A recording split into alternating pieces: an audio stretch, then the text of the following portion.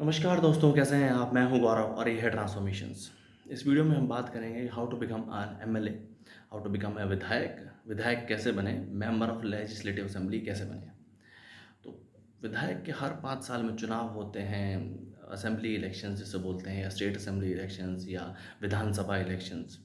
और सबसे एक बहुत बहुत बहुत इंपॉर्टेंट फैक्टर एमएलए बनने के लिए या विधायक बनने के लिए, क्योंकि विधायक एक कोई छोटी पोस्ट होती नहीं है। 5 साल के लिए जनता अपने वोट की ताकत से विधायक चुनती है, अपने एरिया का, अपनी असेंबली एरिया का, या कह सकते हैं अपनी विधानसभा का क्षेत्र का विकास करने के लिए। और वो उस तरीके से किस तरीके के उनके मुद्दों को उठाएगा विधानसभा में अगले 5 साल के लिए, और किस तरीके से ओवरऑल प्रोग्रेसिव डेवलपमेंट होगी उस पर्टिकुलर एरिया की। तो एक बहुत बहुत बहुत इंपॉर्टेंट पोस्ट है।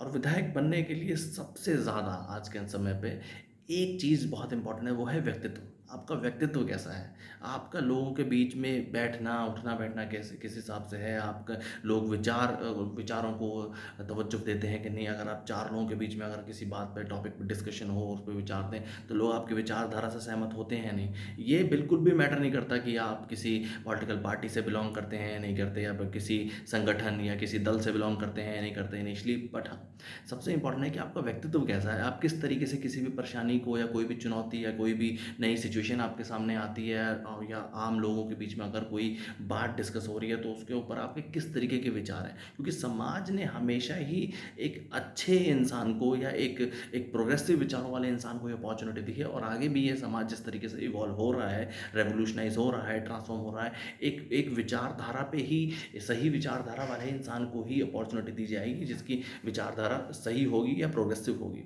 क्योंकि जो भारत की राजनीति है वो व्यक्ति विशेष नहीं है, विचारधारा विशेष है। तो जिसकी विचारधारा होगी overall progressive development of society की, ओवरऑल फेज्ड मैनर में अब प्रोग्रेस करने की, डेवलपमेंट करने की, अपने पर्टिकुलर कॉन्स्टिट्यूशन असेंबली की।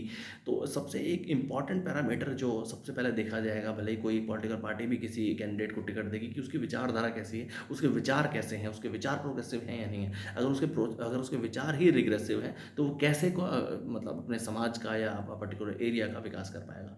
तो अगर ये एक पैरामीटर है आपके अंदर की, आपके अंदर विचारधारा है, तो ट्रांसफॉर्मेशन जैसा प्लेटफॉर्म भी है जो आपको एक अपॉर्चुनिटी दे सकता है, जो कि हमारा खुद का प्लेटफॉर्म है, जो एक इक्वल अपॉर्चुनिटी प्लेटफॉर्म है, जिस पे आप अपनी विचारधारा शेयर कर सकते हैं, ताकि वो विचारधारा ओवरऑल देश में पैन इंडिया बेस पे जा सके, या आपके पर्टिकुलर एरिया में जा सके, और आपके लोग जो आपके एरिया से बिलोंग करते हैं, जहाँ से आप इलेक्शन के लिए खड़ा होना चाहते हैं, एमपी एमएलए के लिए, वो आपकी बात सुन सकें, आपकी विचारधारा सुन सकें, और आगे ज़रूर आपको मौका देगा। इस समाज ने हमेशा ही अच्छे विचार वाले इंसानों को हमेशा मौका दिया है, ताकि वो एक प्रोग्रेसिव डेवलपमेंट या एक फेस मैनर डेवलपमेंट कर पाए समाज का।